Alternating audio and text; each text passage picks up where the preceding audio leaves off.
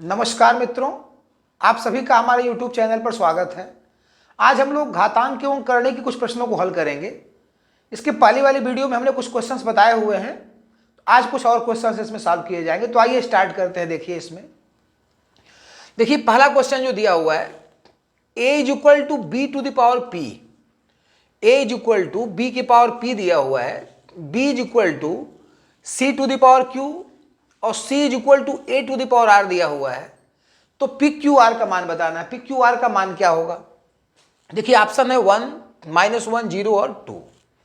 तो इस प्रश्न को देखिए हम लोग सी से स्टार्ट करेंगे। यहां से देखिए पहले सी बराबर दिया हुआ है, C is equal to A to the power R दिया हुआ है। अब आप क्या करिए कि ए की वैल्यू यहां से रखिए, ए की value B to the power P है, तो ए की जगह लिखना है इसमें B to the power P. तो ए की जगह लिखेंगे B to the power P, A की वैल्यू हो गई आर, यहां पे उतार देना है। ए की value B to the power P, R पहले से ये उतार देना है। अब ये देखिए कितना हो गया, यदि आप देखेंगे तो B to the power P into R हो गया। अब यहां से बी की वैल्यू लिखी जाए तो बी की value C to the power Q है। बी की वैल्यू कितनी है? C to the power Q.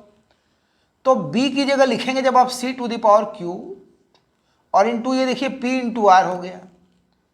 अब ये बताइए c की पावर क्या हो गया? P Q R.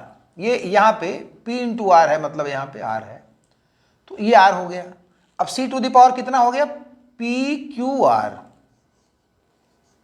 c to the power P Q R हो गया, पी क्यू आर। अब यहाँ देखिए c है, मतलब c टू द पावर 1, और यहाँ c to the power P Q R हो गया। और आपको पता है कि यदि बेस समान हो तो घातें बराबर हो जाती हैं। तो देखिए सी सी बराबर हो गया, तो P Q R is equal to 1, यानी पी क्यू आर की जो वैल्यू हो गई ये 1 हो गई। एक बार फिर से समझना है इसको। यहाँ देखिए पी क्यू आर की वैल्यू 1, यानी ऑप्शन इसका पहला सही था। देखिए इसमें दे रहा था कि A is equal to B to the power P, B is equal to C to the power Q और C is equal to A to the power R. तो पी क्यू आर की वैल्यू क्या होगी ये पूछ रहा था। तो यहां हमने कहा कि C से स्टार्ट करिएगा, तो C is equal to A to the power R. अब A की वैल्यू जो है यहां पे, यहां से रखिएगा, तो A की value B to the power P। देखिए हमने A की जगह B to the power P रख दिया, टू द पावर R। अब B टू द पावर कितना हो गया? P into R. अब देखिए B की पावर P इंटू आर हो गया। अब B की वैल्यू यहां से फिर रखना है, तो B की वैल्यू C इंटू क्यू रखना है। देखिए B की वैल्यू C की पावर Q, B की वैल्यू C की पावर Q रखना है, और की पावर देखिए पी आर पहले से ही है। अब बताइए सी की पावर कितना हो गया? तो सी की पावर हो गया पी क्यू आर। अब ये किसकी वैल्यू है? सी की। तो देखिए सी की वैल्यू, अब सी पे हमने कहा कि सी पे 1 घात छुपा होता है, तो यहाँ पे 1 घात लगा दीजिए। तो सी की पावर 1 और सी की पावर पी क्यू आर। अब दोनों का देखिए बेस समान है तो घातें बराबर हो जाएंगे, यदि पी क्यू आर की वैल्यू 1 हो जाएगी। पहला ऑप्शन सही है। तो ये पहला क्वेश्चन समाप्त हुआ। आइए सेकेंड क्वेश्चन देखा जाए। देखिए सेकेंड क्वेश्चन में लिखा है कि 2 के power x is equal to 3 के power y is equal to 6 के power minus Z. 2 to the power x is equal to 3 to the power y is equal to 6 to the power minus Z. तो 1 upon X plus 1 upon Y plus 1 upon Z का मान क्या होगा? ये option देखिए है x Y Z 0, 1 और 1 अपान 6। अब ध्यान से इसको देखिएगा। ये देखिए 2 to the power x is equal to 3 to the power y is equal to 6 to the power minus Z. अब यदि तीनों बराबर है तो हमने इसको मान लिया कि ये k है। यदि ये तीनों बराबर है तो हमने मान लिया कि इसका मान क्या है? k है। अब आप देखिए पहले और चौथे को देखिए, 2 के power x is equal to k है, तो यदि 2 की वैल्यू निकाला जाए तो x का पक्षांतर कर दें तो ये k के पावर 1 अपान x होगा। इसको समझ पा रहे होंगे आप। ये घात का पक्षांतर होगा तो x के नीचे 1 छुपा हुआ है, x बटा 1। तो 2 के पावर x बराबर k करेंगे तो x का जब पक्षांतर होगा तो एक इसके x के नीचे 1 लिखा हुआ है, तो 1 चला जाएगा ऊपर और x चला आएगा नहीं, तो k के पावर 1 अपान x हो जाएगा। इसी प्रकार इन दोनों को देखा जाए, 3 के power y is equal to k, तो 3 to the power y is equal to k हो गया। तो यदि 3 की वैल्यू निकालें तो y का पक्षांतर कर देंगे तो k to the power 1 by Y हो जाएगा। समझ में आ रही बात? यहाँ पे अलग से समझा देते हैं। जैसे 3 to the power y is equal to k जब लिखेंगे तो यहां से यदि k की वैल्यू निकालें, 3 की वैल्यू निकालें तो y का पक्षांतर हो जाएगा, k की पावर 1/y हो गया। तो 3 इज इक्वल टू k की पावर 1/y। इसी प्रकार इन दोनों को देखिए, यदि यहां से हम लोग 6 की वैल्यू निकालें तो 6 की वैल्यू निकालेंगे तो माइनस जेड का पक्षांतर कर देंगे। 6 की वैल्यू निकालेंगे तो माइनस जेड का पक्षांतर करेंगे तो इसके भी नीचे एक छुपा हुआ है, तो क्या हो गया बताइए, k के पावर -1/z। तो इतना समझ में आ रहा है। अब यहां पे 2 लाइन अपने मन से लिखना है। देखिए यहां पे आप लिखिएगा कि 2 इंटू 3, यहां देखिए 2 इंटू 3 बराबर 6।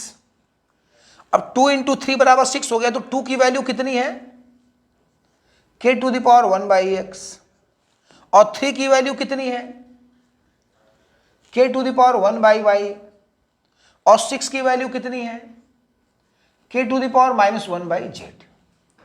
अब आपको पता है यदि गुणा में आधार समान हो तो घातें जुड़ जाती हैं, तो ये देखिए k, यहां भी k, तो k टू द पावर कितना हो गया बताइए, घातें जुड़ेंगे 1/x प्लस 1/y, और यहां पे k to the power -1/z है।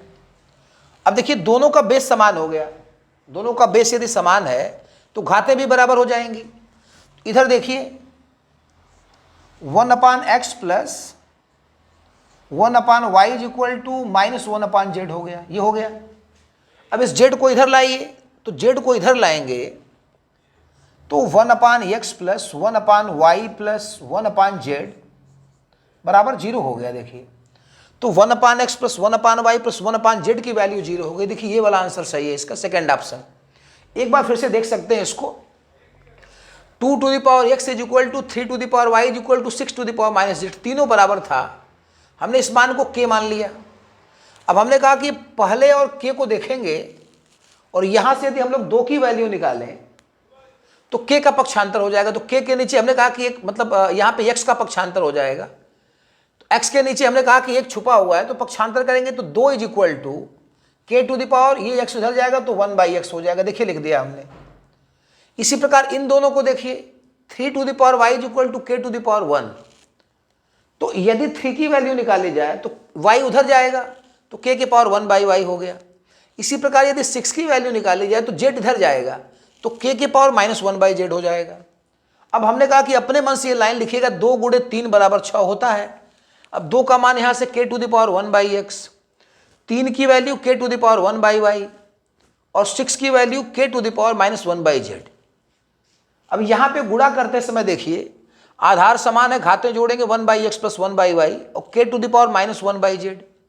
ये देखिए गुणा करते समय दोनों का बेस समान है, घातें जुड़ गई, k to the power -1/z। अब ये k और ये k देखिए दोनों का फिर बेस इक्वल है, तो यदि बेस इक्वल होगा तो एक्सपोनेंट सेम हो जाएगा, यानी 1/x plus 1/y is equal to -1/z। तो 1/x plus 1/y is equal to -1/z। और 1/z को इधर ले आ देंगे तो 1/x plus 1/y plus 1/z बराबर 0 हो जाएगा। तो ये सेकंड क्वेश्चन समाप्त हुआ। आइए तीसरा प्रश्न देखा जाए। देखिए तीसरा प्रश्न एक सिंपल सा प्रश्न है ये। इसमें कह रहा है कि यदि a is equal to 64 and b is equal to 289, यदि a बराबर 64 है और b बराबर 289 है तो under root a plus under root b minus under root b minus under root a की पावर 1/2 है, इसका मान क्या होगा। ये ऑप्शन देखिए लिखा है 2 की पावर हाफ, ये 2 लिखा है, ये 4 और ये -2। तो सिंपल सा प्रश्न है, इसको देखिए। ये अंडर रूट यहाँ पे लिख लेते हैं पहले, ये वाला बाहर वाला अंडर रूट। अब अंडर रूट a का मतलब a की वैल्यू 64 है, तो under root 64 plus under root b की वैल्यू देखिए 289 है, तो 289। Under root a plus under root b, under root a की वैल्यू 64 और b की वैल्यू अंडर रूट 289 हो गया ये, और माइनस एक और अंडर रूट लगाइए यहाँ पे, और अंडर रूट b की वैल्यू देखिए, b की वैल्यू 289 माइनस a की वैल्यू 64, और पूरे के पावर देखिए 1/2 हो गया, पूरे की पावर 1/2।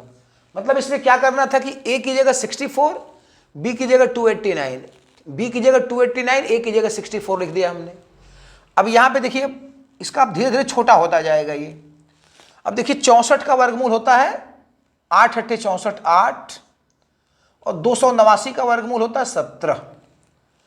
√64 का मान 8 हो जाएगा और करणी में 289 का मान 17। और अभी देखिए माइनस 289 का मान 17, करणी में 289 17, करणी में 64 का मान 8 हो गया। 1/2 पहले से ही लगा हुआ है, ये हो गया।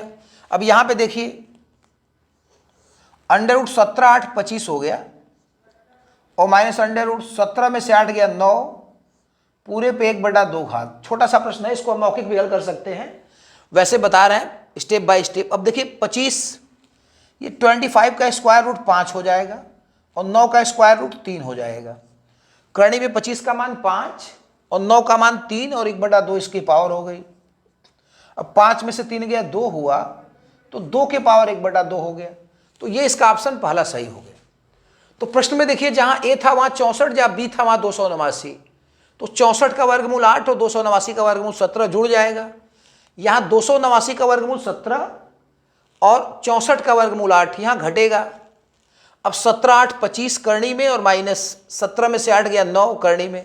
अब 25 का वर्गमूल देखिए 5 और 9 का वर्गमूल 3 पे 1/2 घात। अब 5 में से 3 गया 2 पे 1/2 घात, यानी ये वाला ऑप्शन इसका सही था।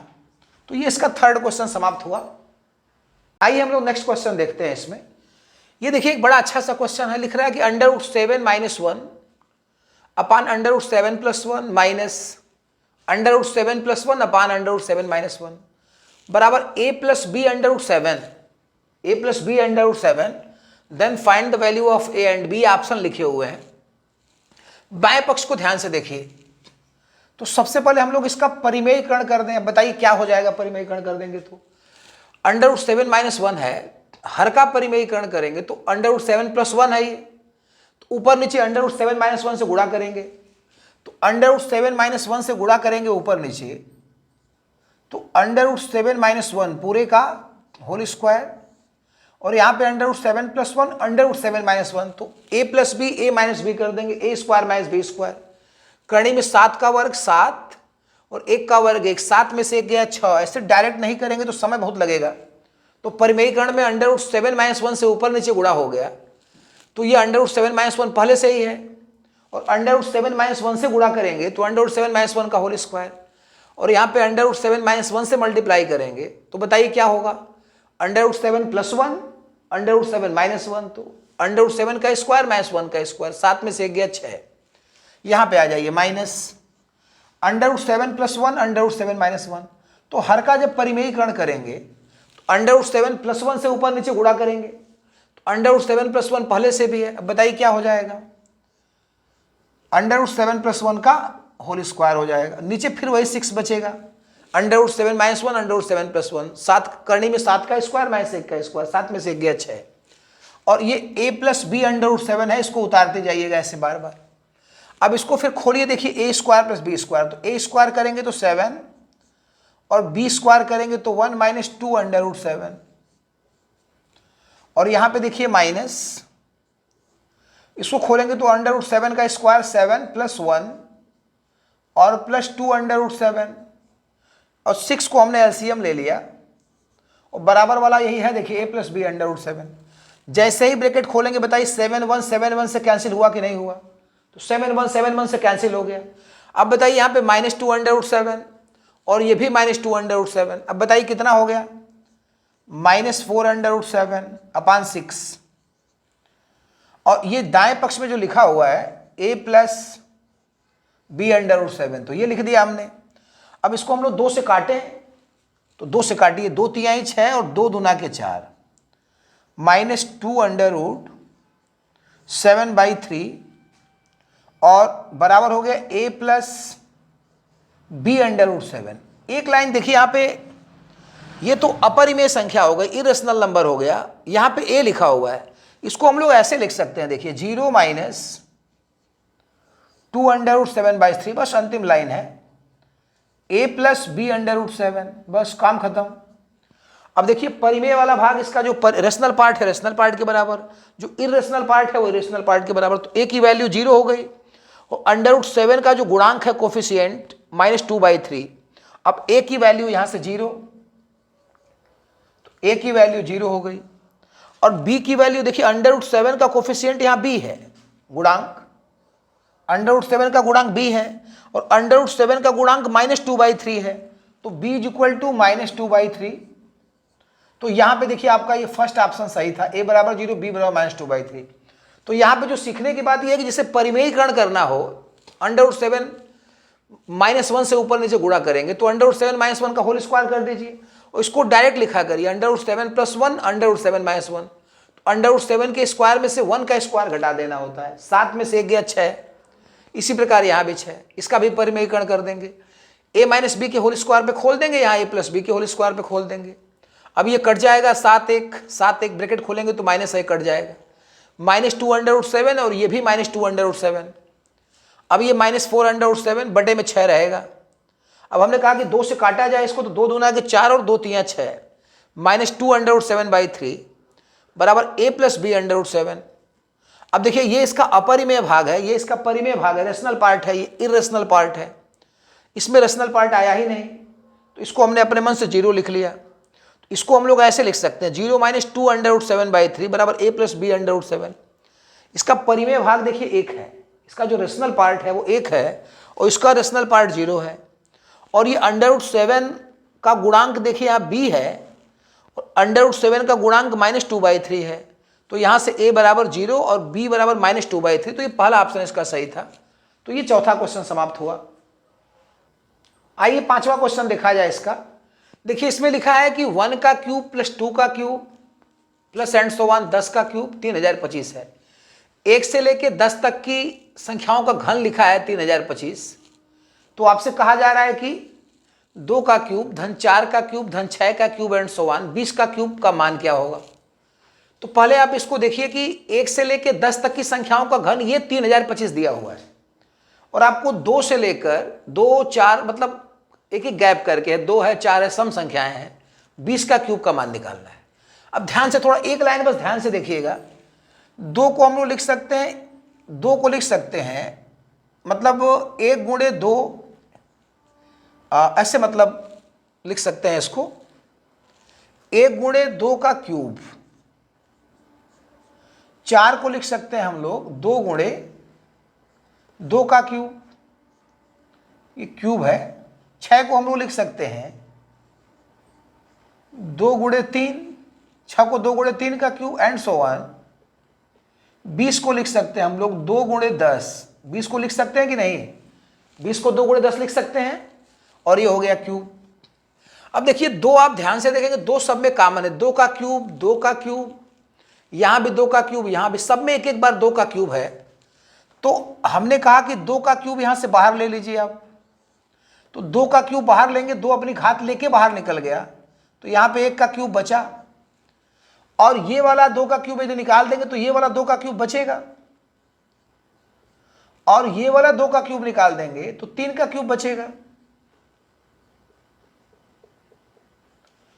और यदि ये वाला 2 का क्यूब निकाल देंगे तो क्या बचेगा बताइए, 10 का क्यूब बचेगा। तो ऐसे मतलब हमने इसका कर लिया, 2 को 1 × 2, 4 को 2 × 2, 6 को 2 × 3 और 20 को 2 × 10, सब पे क्यूब लग गया।